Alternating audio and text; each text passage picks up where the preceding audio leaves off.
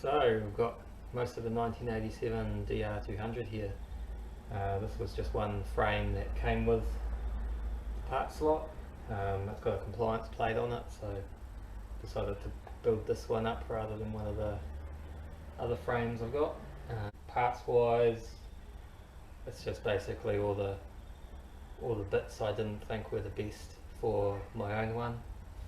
Some of it's taken from the 2003 DR, but I might still swap some of those out. For example, the forks are from the 2003, but they need to be rebuilt, and I think so do all the other spears I've got there. The wheels are the later model chrome wheels, chrome steel, so they're kind of heavy compared to all those other gold aluminium ones I've got. So might swap those out, might keep them for myself as spares, I don't know yet. This is the complete kickstart only motor that came with the parts. Just from a quick look it looks okay. I see the kickstart is welded on, so I might have to sort that out, and if I'm sorting that out I might as well open the whole thing up and see what it's like inside, maybe give it a new set of rings, see what the cam and rockers are up to. They're usually pretty soft on these. Once you run them out of oil they just disappear and you ruin the whole thing, but they're cheap to replace as long as it's not gone through all the bearings. Otherwise, what else is on here? Pretty much everything is from the parts. The swing arm is from the 85, so that's a good one, been rebuilt. It just has no tabs for the chain guard. I managed to pick up a speedo and ignition switch, so that was pretty good. I think speedo needs a bit of attention, but whether or not I'll even set it up on this, I don't know. The headlight is original style headlight and backing, which is sort of no longer available, but the headlamp has sort of melted and gone, the lens has sort of gone in on itself a bit. So you can get a couple of different replacement ones, either used or there's a few of those around. But seeing as this one's unlikely to be a road bike, I might just put some LEDs or something in where that headlight was. And I don't plan on putting any lights on it other than the headlight, maybe a tail light for if you're doing sort of late trail rides. Yeah, so I added like a full loom and everything for it. Pretty much all the parts. There are a couple of little bits and pieces missing. The main ones are there's no brakes at all. There's no, for the rear brake, there was no pedal or linkage or anything in the wheel at all. So I'll have to get all that. Front, no master cylinder, no hose, no caliper. The wheels I have do have a rotor, but I think they're all at about their wear limit. This one is a bit under. The wear limit's about 3mm. Yeah, 3mm, and that one's under. I think those other ones are okay, just. So usually if I order any parts, I put the good new stuff on the 85, and then anything that's still decent I have been putting aside for this one. So we'll see how it goes. There's a few I guess special parts that could go on this. There's like a front forks off a different bike. There's some off a Honda there, some off a, I think a RMZ or something. There's a rear shock off something, I don't know, but it's got a external reservoir, so that could be a fun thing to put on this as well. But then again, I might keep those for my own bike. Maybe use this one as a test bed. Hey Lola, what are you doing? Yeah? So yeah, so first off I'm going to take this front wheel out, do the bearings and do the rear one as well. The rear one's totally collapsed, so I'm hoping that it's the hub is alright. This front one's gone, but it's not as bad. And also I'll be able to use these are actually road legal tyres, even though they might be a bit worn and old, but I think they're still legal, so I might end up putting those on the 85 for road tyres for when it needs them. The ones on there now are not road legal, but I mean they're far superior tyres to the one that's on there now. So maybe do that until I can pick up some decently priced knobbly golden boys or something for it. So we'll get into this. It's all pretty greasy, that front one, lost all its fork oil, so I don't think any of the bolts are going to be rusted.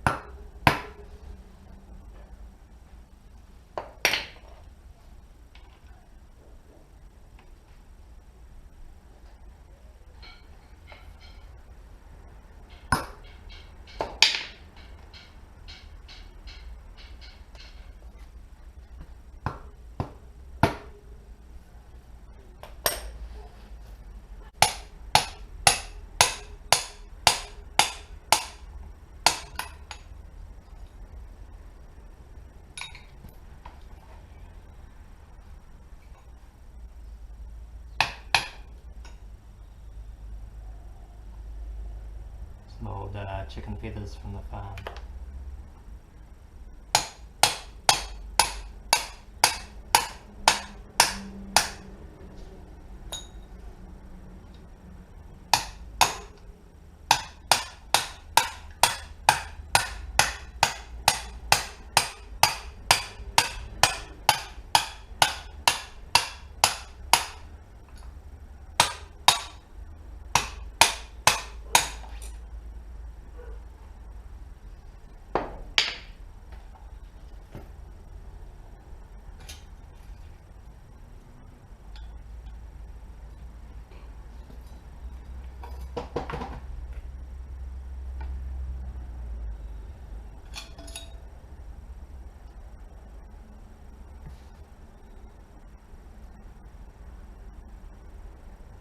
Yeah, so those bearings are quite notchy, so they'll come out.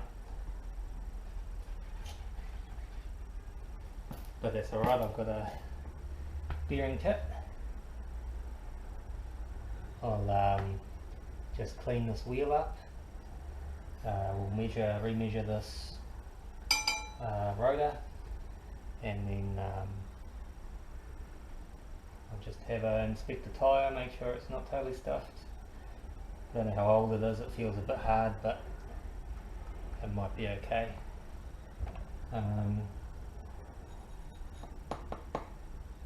Must be a date code on it.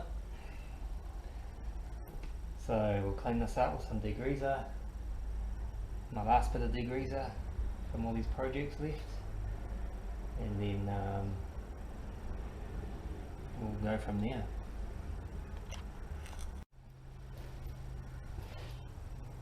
So, measuring our brake rotor there, we've got our important number there, 3mm. Measure somewhere in the centre there.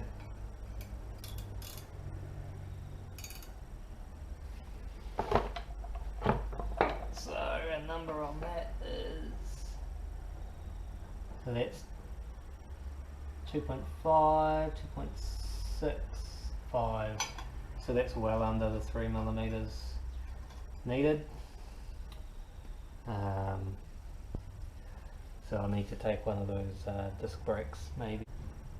So because it comes down to how much work you want to do. basically this steel rim needs the wheel bearing and the disc brake, the brake disc done. The rest of it looks alright. Then I've got these other alloy rims. This was off an 87, I think, date code on it, and they had alloy instead of the chrome steel, so quite a bit lighter. The bearings on this one feel pretty good. The disc brake is 3.2 I think, a bit over that, so it's still got quite a bit of life left in it. The new discs are about 3.5mm thick, so that one was 3.2, and this steel run was under 3 anyway, 2 point something, 2.7, 2.8. I think what I'm going to do this time around is just rebuild these steel wheels.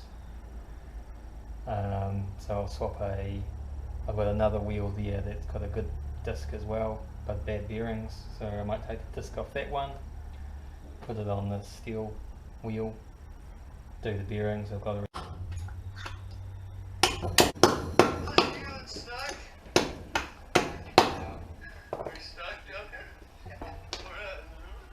So with one side out, the other side should come out pretty easy.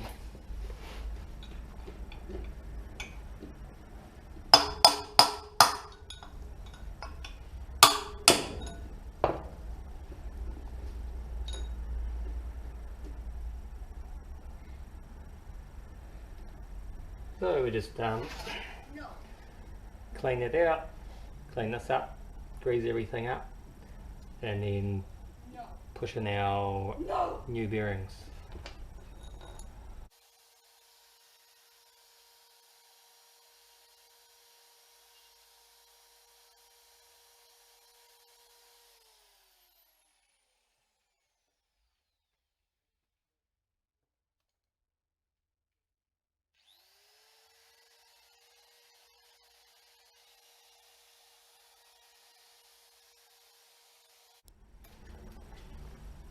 So I had this all balls kit in with the spares, should fit all DR200s.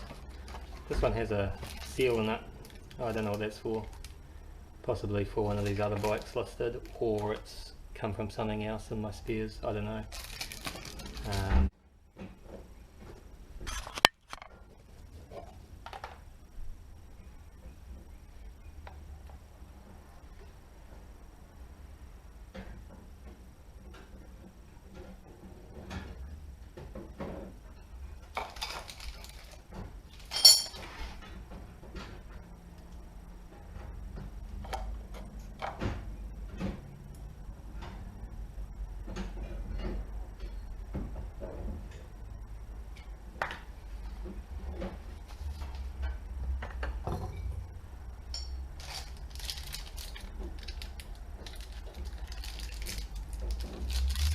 So this is a little too big to get into my press, so I'm just going to do the old method of I'll get a socket that's just the right size to go around the outside, and then I'll tap it in. So I covered everything in there in marine grease. I use the old method of a socket that's the right size, press down on the outside of the bearing, and then just tapped it until the width's seated. Make sure you put your spacer back in there. Otherwise, yeah, I just gobbed, just before I put that spacer in there, I just sort of gobbed a bunch of this grease in there. That bit doesn't spin or anything, I don't, it's just where the axle runs through. So it's just to keep it from rusting out, getting water on it. I'm going to give it a bit of heat, that we cook off any thread lock that's on there, and then hopefully loosen up any rust or corrosion.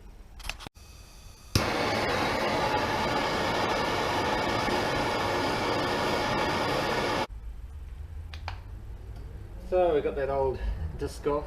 I ended up using the map gas and cooking out the thread lock in there, just needs a bit of heat, and then using the impact driver, and they came out pretty good. Did the same to this disc here, which is off another wheel. I measured it up, and it's at its lowest point it's at 3.12 millimeters, so it's over the 3 millimeter minimum, so that's pretty good.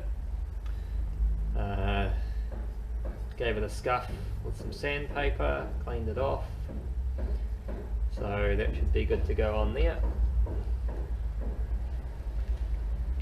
We take our rotor bolts, put a bit of thread sealant on them.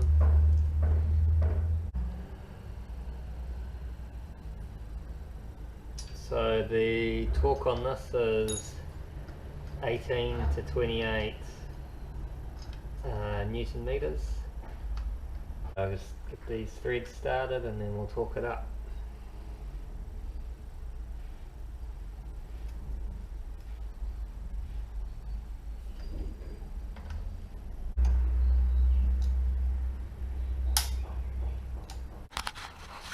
So I've just got some phosphoric acid here.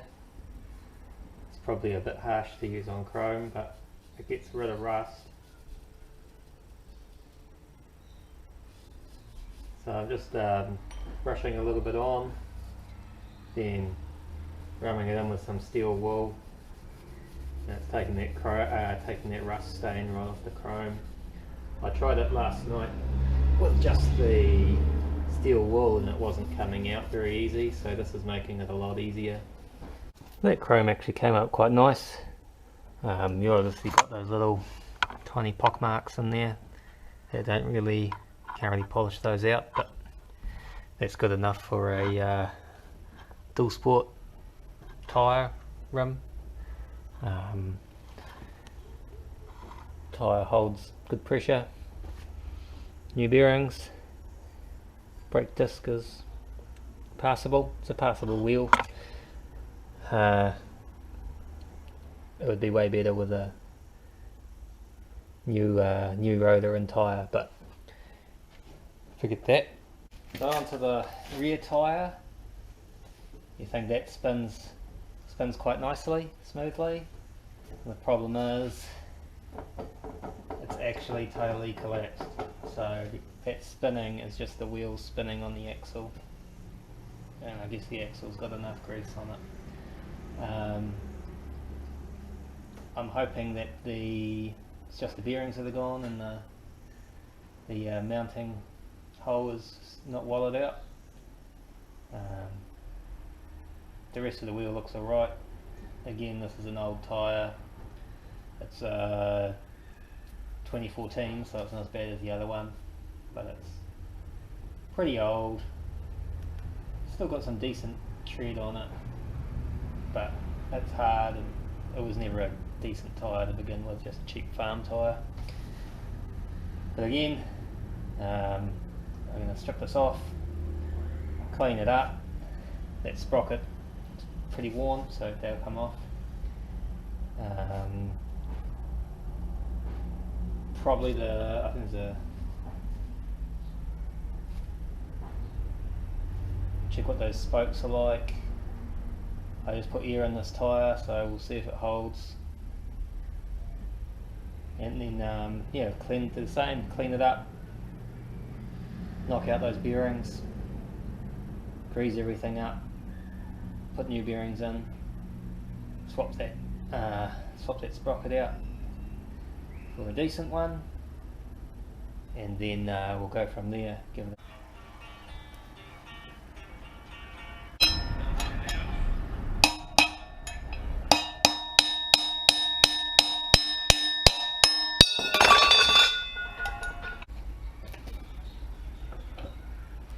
So I really should make up a tool to knock these bearings out.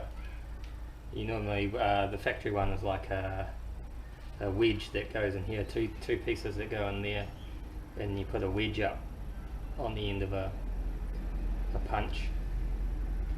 So when you hammer down, the wedge expands and it drives the bearing out.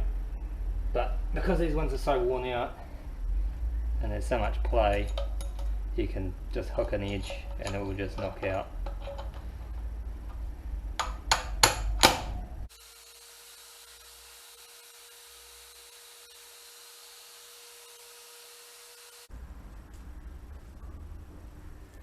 So the wheel limit on the brake cylinder there is 130.7 and we're at 129.1.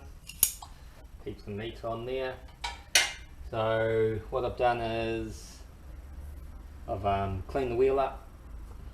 I gave it a chroma rub down and cleaned the rust out of the brake surface and cleaned out where the bearings go and down inside. So same deal as last time. I've got a White's bearing kit here. Just going to give it a little bit of a grease. Remember to put our spacer in before we put the second one in. We've got one big one and one small one. So I'll start off with, let's put a bit of grease down in there.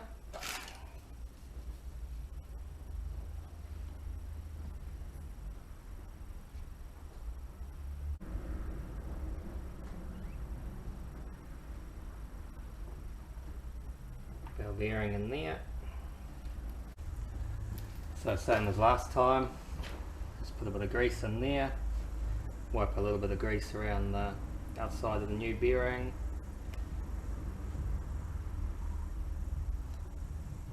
Start by getting into place. Got a socket here that fits over the outside nicely and we just tap it in.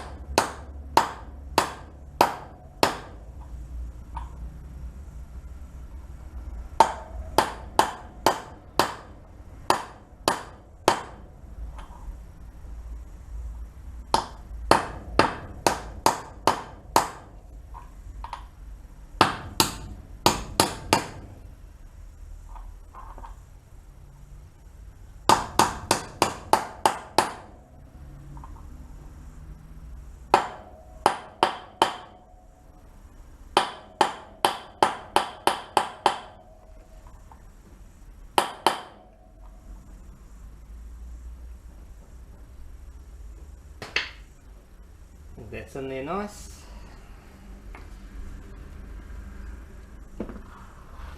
Over.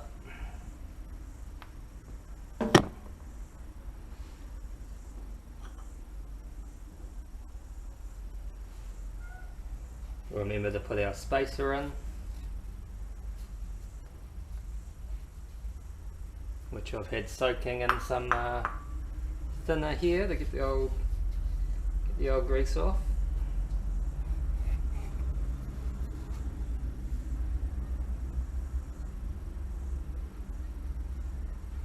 So there's our spacer. Going to want to put a bit of grease down the sides of this as well.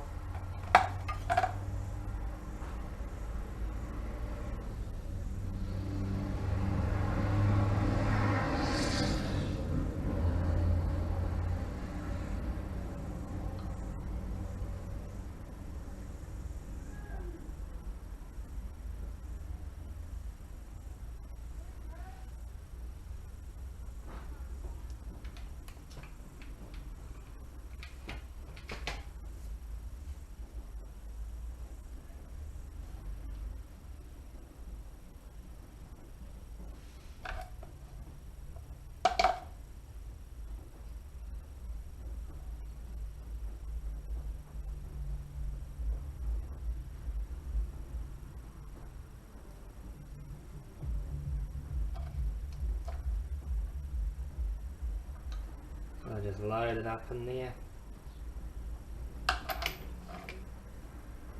But then on the bearing surface I just want just a tiny little smear on there.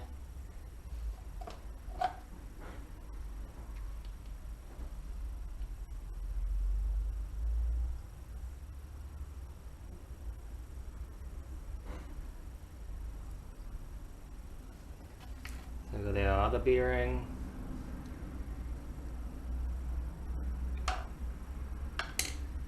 Give that a quick rub. And then when you're putting your bearings in, they've normally got a bearing code printed on one side, so you won't have that facing out if that's on there. This is a good practice so you can identify it. So then we find another socket to go on that.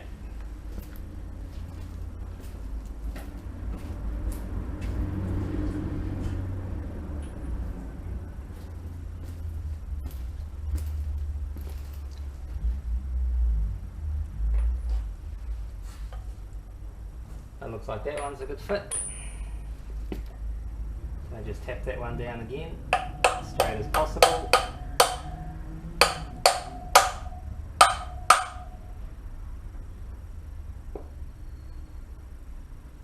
I think that had a point that it would go down to.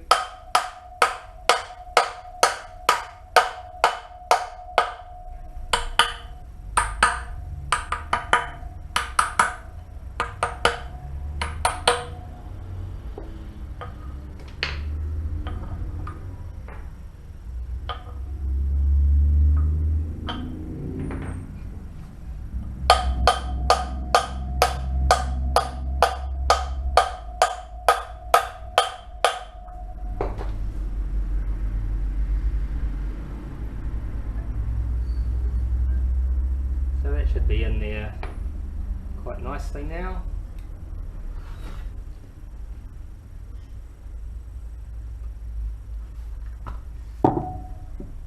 So then what I'll do now is I'll just give this a quick wipe with some thinners, make sure there's no grease or anything on the surface, and then this wheel's done.